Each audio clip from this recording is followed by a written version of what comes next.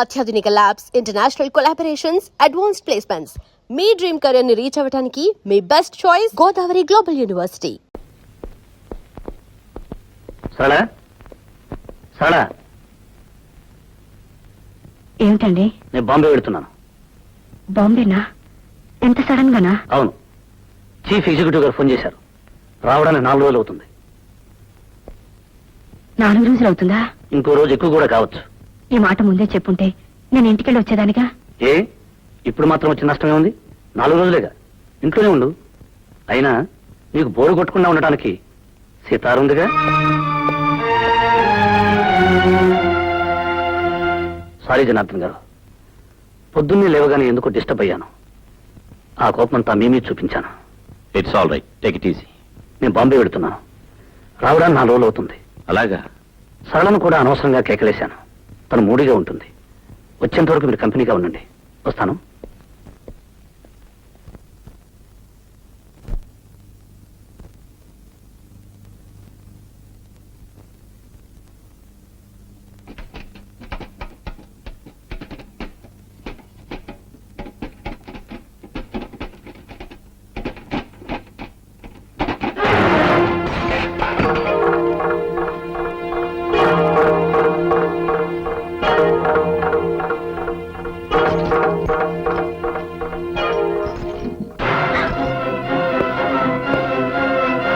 ఎవరది? ఎవరది? నివ్వండి, బయటికి రండి. నివ్వండి, మర్యాదగా బయటికి రండి.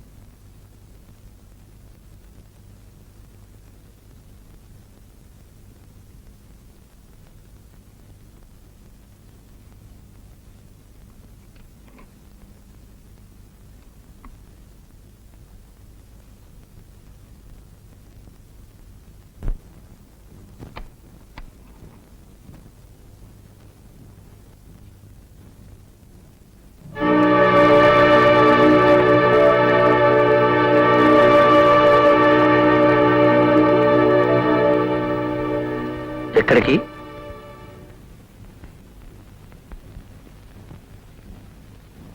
ఇంటికి. ఏ ఇంటికి? మా ఇంటికి. ఇది నీ ఇల్లు కాదా? కాదు. ఎందుకు కాదు? ఏ రోజున ఒక భర్త భార్యని అనుమానించి ఊరుకు వెళ్తున్నానని చెప్పి ఆ ఇంట్లోనే దాక్కుని భార్యని పరీక్ష చేశాడో, ఆ తర్వాత ఆడది ఆ ఇంట్లో ఉంటే ఆడది కాదు, ఒకవేళ కాపురం చేసినా అది శవంతో సమానం. భర్త ఆఫీసుకు వెళ్ళగానే మరొకడు ఇంట్లో చేరి భర్త ఆఫీసు నుంచి వచ్చే వరకు వాడితో కాలక్షేపం చేస్తున్న ఆడది ఒక ఆడది, పతివ్రత. ఆ కాపురం ఒక కాపురం, స్వర్గం కదూ? పిచ్చివాడి చేతిలో రాయంతో, అనుమానస్తుడు బుర్రలో ఆలోచన అంతే. అనుమానం ఈనాడు నాకు కొత్తగా రాలేదు. ఆనాడు శ్రీరామచంద్రుడికి కూడా వచ్చింది. వచ్చింది, కానీ మీలా బీరువా వెనకల నిలబడలేదు, మంచం కింద దాక్కోలేదు. ఎలా అయితేనే అనుమానించాడుగా. అంత మాత్రాన రాముడు రాక్షసుడు కాలేదు, సీతనేలా భయపడి పారిపోను లేదు. రాముడు రాక్షసుడు కాకపోవచ్చు, మీరంతకంటే గొప్ప దేవుడు కావచ్చు, కానీ నేను పిచ్చి సీతను కాను. నిప్పులో దూకి నిజాయితీ నిరూపించుకోవడానికి. ఎలా నిరూపించుకోగలవు తప్పు చేశాక? ఇన్నాళ్ళు ప్రేమించడానికి మనసు ఒకటే చాలనుకున్నాను, కానీ విశాలమైన మనసు కావాలని ఇప్పుడే అర్థం చేసుకున్నాను. నిజమే, భార్య ఎవరితో తిరిగినా భరించడానికి మనసు చాలా విశాలంగా ఉండాలి. గుడ్డివాడికి కళ్ళ జోడు పెడితే ఎంతో, నీకు నిజం చెప్పినా అంతే. గుడ్డివాణ్ణి కాబట్టి పట్టపగలు ఇంత కథ నడిపావు. కథలు చదివే వాళ్ళకే తెలుసు కథలు అల్లడం. మిస్టర్ భరత్, కథలు కథలే, జీవితాలు కాదు. కథకి జీవితానికి తేడా తెలీదు మీకు. నా తేడా నాకు బాగా తెలుసు. ఇప్పుడు నీకు నాకు మధ్య జరిగే సన్నివేశం కథలో అయితే చివరి పేజీలో భార్యాభర్తలు కన్నీళ్లతో కలుసుకుంటారు. కానీ ఇది జీవితం. ఓసారి నువ్వు ఈ గడప దాటి వెళితే మళ్ళీ కలుసుకోవటం అంటూ జరగదు. మళ్ళీ ఇలాంటి నరకంలో కలుసుకోవాలని ఏ ఆడది బ్రతికుండగా అనుకోదు. ఇది నరకం. నేను యముణ్ణి. యముడు ఆయన ధర్మరాజు. ఆయనకి నీతి నిజాయితీ తెలుసు, ధర్మం అధర్మం తెలుసు, న్యాయ అన్యాయ విచక్షణ తెలుసు. నీకేం తెలుసు? ఆవేశం, అనుమానం తప్ప. అంటే తెగతింపులు చేసుకునేగా వెళుతున్నావు? తెగించి వెళ్తున్నాను. కాదు, బరి తెగించి వెళుతున్నావు. మీ భాషలో దాని అర్థం ఏదైనా సరే, నేను మాత్రం వెళ్తున్నాను.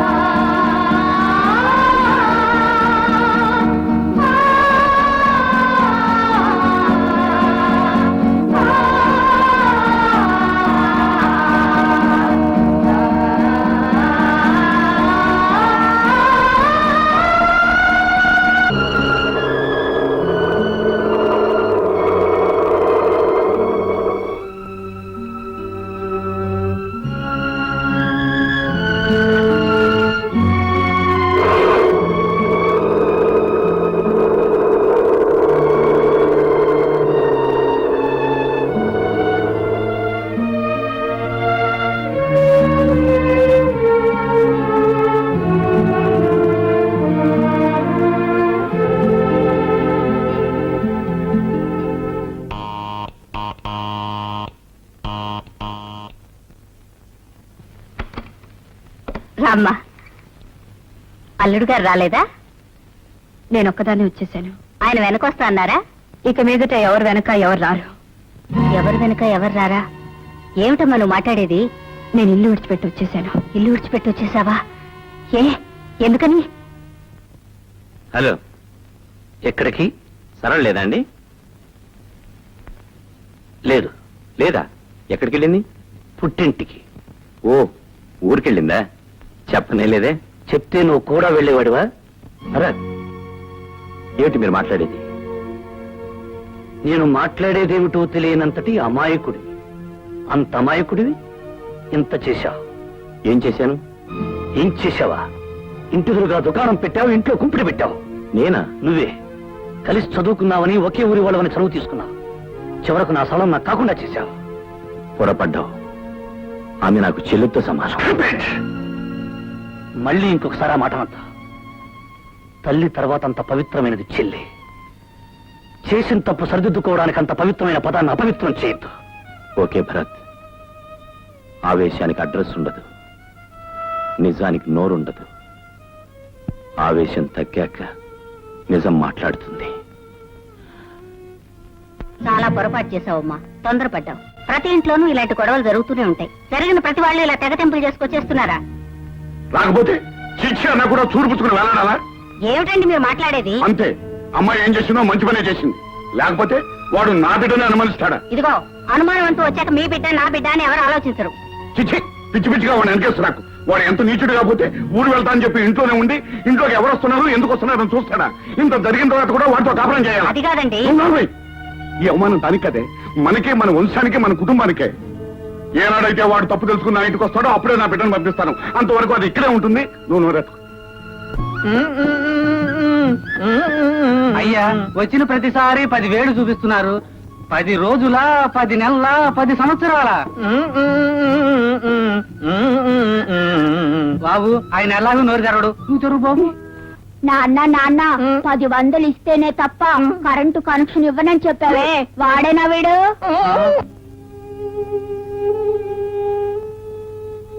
ఏమండి, తెలిసి తెలియని వయసులో వాళ్ళేదో తొందరపడ్డారు. పెద్దవాళ్ళమైన మనం ఆ కాపురం నిలబెట్టాలి గాని కాపురాన్ని విడతీయకూడదు. మీరేమో అమ్మాయిని ఇక్కడే ఉంచుతానంటున్నారు. అదేదో ఆవేశంలో వచ్చింది. ఆవేశం ఎన్నాళ్ళుంటుంది?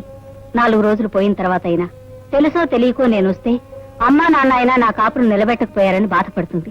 దాన్ని చూసి మనం బాధపడాలి. నా మాట విని అల్లుడు గారి దగ్గరికి వెళ్ళి అసలు జరిగిందేమిటి, మంచి చెడు తెలుసుకురండి. నేను వెళ్ళను. మీరు వెళ్ళకపోతే నేను వెళ్తాను. నాకు తప్పుతుందా? నిజంగానే వెళ్తావా? ఆ అక్కర్లేదు, నేనే వెళ్తాను.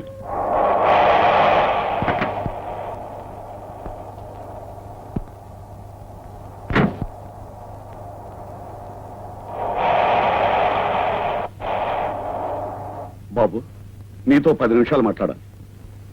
ఆఫీసు టైమింగ్ 10 నిమిషాలే మాట్లాడాలి. చెప్పండి. లోపలికి వెళ్దాం పద.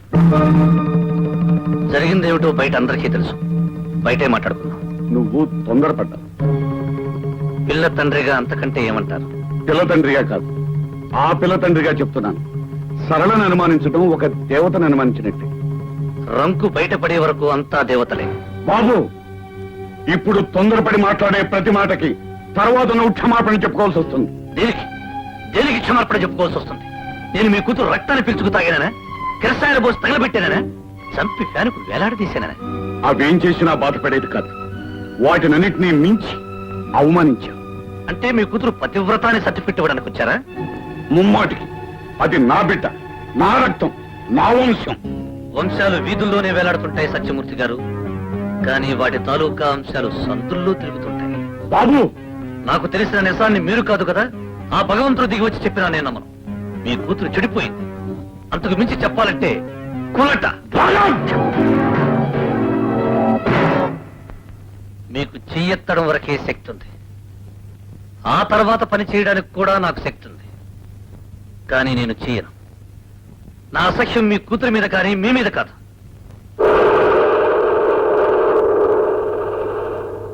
కాపురం చేయడానికి నా కూతురు పనికి రాలేదు. అది తీసుకొచ్చిన స్కూటర్ పనికి వచ్చింది, అది తీసుకొచ్చిన డబ్బు పనికి వచ్చింది. ఆహా, ముండబాబి పౌరుషం అంటే ఇదే.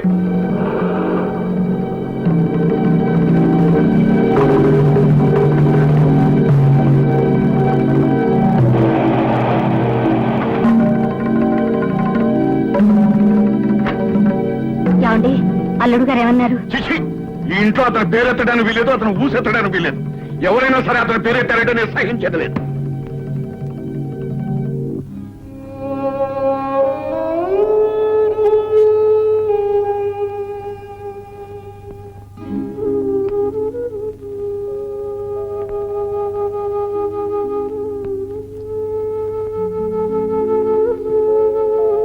నాన్న, ఏమిటమ్మా? ఆయన నీతో సరిగా మాట్లాడలేదా? సరిగ్గా మాట్లాడితే వ్యవహారాలన్నీ సరిగ్గానే జరుగుండే. అసలు ఆయన ఎలా ఉన్నారు? నిక్షేపంగా ఉన్నాడు. నువ్వు వెళ్ళేసరికి ఇంట్లో బాధతో పడుకునున్నారా? ఏమీ కాదు, హాయిగా స్కూటర్ స్టార్ట్ చేసుకుని ఆఫీస్కి వెళ్తున్నాడు. అంటే నేను వెళ్ళిపోయినన్న బాధ వాళ్ళు ఏ క్వశ్చనా లేదు. అసలు నువ్వేమన్నావు? అమ్మా, అసలు ఏం మాట్లాడుకున్నావో చెప్పంటావా? నువ్వు తొందరపడ్డావు. అంటే ఆయనేమన్నారు? పిల్ల తండ్రిగా అంతకంటే ఏమంటారు? దానికి నువ్వేమన్నావు? పిల్ల తండ్రిగా కాదు, ఆ పిల్ల తండ్రిగా చెప్తున్నాను. సరళను అనుమానించడం ఒక దేవతను అనుమానించినట్టే. ఆయనేమన్నారు?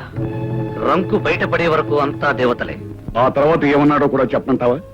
అక్కర్లేదు నాన్న. పిచ్చి తల్లి, అతని కోసం నువ్వు ఇక్కడ కుమిలిపోతున్నావు. నీ కోసం అతను కూడా అక్కడ కుమిలిపోతూ ఉంటాడని నీ అభిప్రాయం. అలా ఉంటే నేను మాత్రం అతను ఎందుకు వదిలిపెట్టొస్తానమ్మా? మొన్నటి వరకు అతను ఒక మనిషి అని పొరపాటు పడ్డాను. ఇప్పుడు పశువు అని రుజువైంది.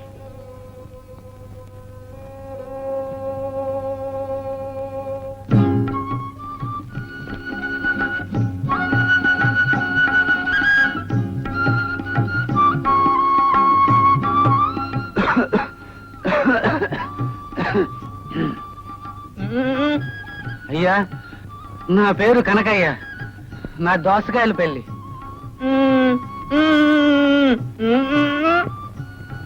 అదే మీ ఆఫీస్ చుట్టూ తిరిగి తిరిగి కరెంట్ కోసం ఆలోచించి ఆ జుట్టంతా ఇలా తెల్లబడిపోయింది. ఆఖరికి ఆ ఇల్లు కూడా అమ్మేశాను. కానీ కరెంట్ లేదే ఇల్లు రిజిస్ట్రేషన్ చేయించుకోమన్నారు. మీరెన్నన్నా చెప్పండి, కరెంట్ కనెక్షన్ ఇచ్చే వరకు మీ ఆఫీసు మాత్రం వదలను. బాబు, నాన్న, నువ్వన్నా చెప్పు బాబు. నాన్న, ఒక అతను చచ్చిపోతే వాడిల్లు మనకు సొంతం అవుతుందని చెప్పావే, వాడేనా వీడు? నా చివరి నెత్తురు పట్టు ఉన్నంత వరకు కూడా నీ ఆఫీస్ చుట్టూ తిరుగుతూనే ఉంటాను, నీ అంత తెలుసుకుంటూనే ఉంటాను.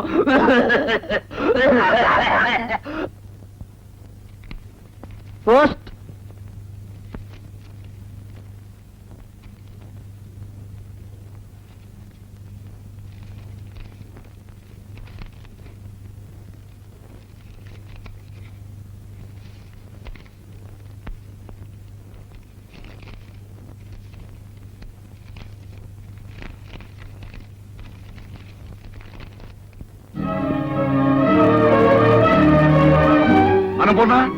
అన్నపూర్ణ, ఏమిటండి? చూడవే, మీ అల్లుడు శ్రీరామచంద్రుడు, మీరే తొందరపాటి మనిషి అన్నావుగా. ఎవరే తొందరపాటి మనిషి? ఇది చూడవే తెలుస్తుంది. నేను ఇచ్చిన కట్నం వడ్డీ పైసలతో సహా డ్రాఫ్ట్ పంపించాడు. ఇందులో కొన్ని కాగితాలు పంపించాడు. వాటి మీద సంతకాలు పెట్టాలట, విడాకులు ఇవ్వాలట. ఏం చేయమంటావే? ఏం చేయమంటావో చెప్పు.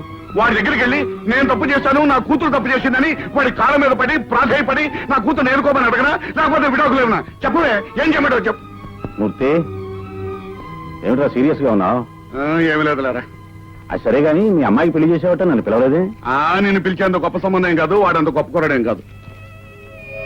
అయితే మాత్రం పెళ్లికి నేను రావట్లేదట్రా? ఏదో అయిపోయిందిలేరా, విడాకుల వరకు వచ్చింది. విడాకులా?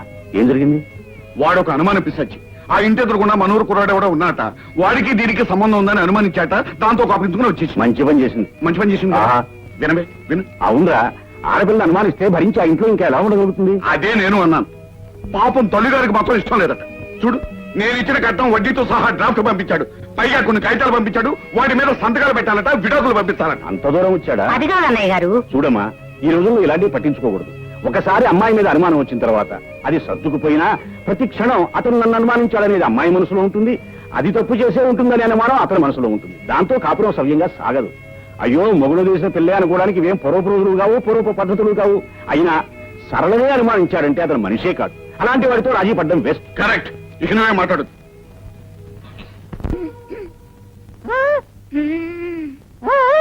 వచ్చేస్తుంది.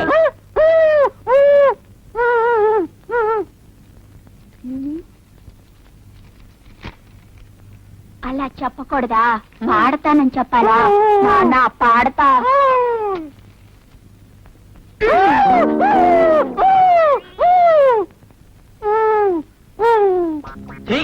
ఒక్క పాట రావట్లేదు. ఎక్కడికి రా నాయనా? పాట పాడడానికి. పాట? నువ్వు పాట పాడతావా? ఏది పాడు? బయట. బయట? సరేరా, పాడరా. నా ఘంటసాల, నా ముఖేషు, నా మొహం మీద రఫీ, పాడు. నాన్న చూస్తాడు. అదేం పర్లేదు, పాడు. నాన్న చూస్తాడు. అయితే నువ్వు చెవులు పాడి. అయితే కూర్చో. గొంతు విప్పరా నాయనా. ఏంటి, శృతి చేసుకుంటున్నావా? ఓకే. ఇదేమిట్రా, గొంతు విప్పమంటే గుండె విప్పుతున్నావు? అమ్మో, ఆ పాట నా వద్దే, బాత్రూమ్కి వెళ్ళి పాడుకోపో. అబ్బా. ఇంకా నా చెవంతా తడిపేసేవాడు. 3 సీసాలు పెనాయి పోసి కడగాల్సి వచ్చేది.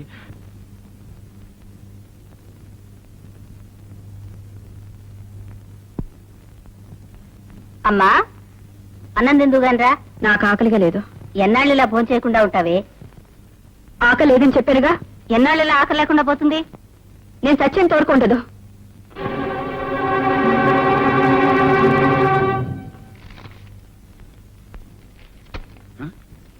ఏమిటి మనోవర్తి పెట్టారు? వద్దంటారా? చిచ్చి, వాడి ఎంగిలి గుడికి ఆశపడవలసిన కర్మ నా కూతురుకేం పట్టలేదు. వాడి పేడ వదిలే చాలు. ఏమండి, విడాకులు తప్పవంటారా? నువ్వు లోపలికి వెళ్ళు లోపలికి. ఆ మనోవర్తి కొట్టండి.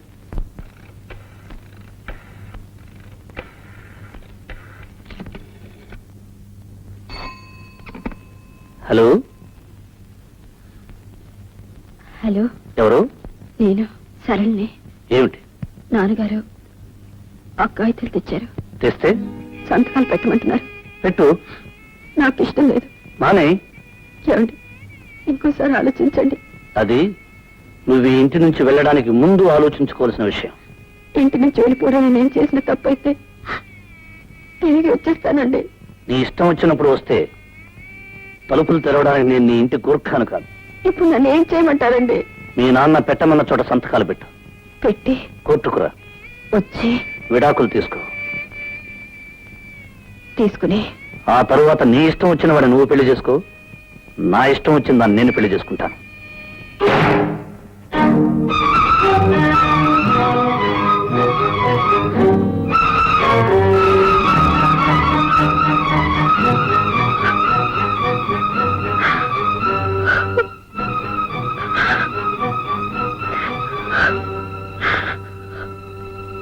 అమ్మా,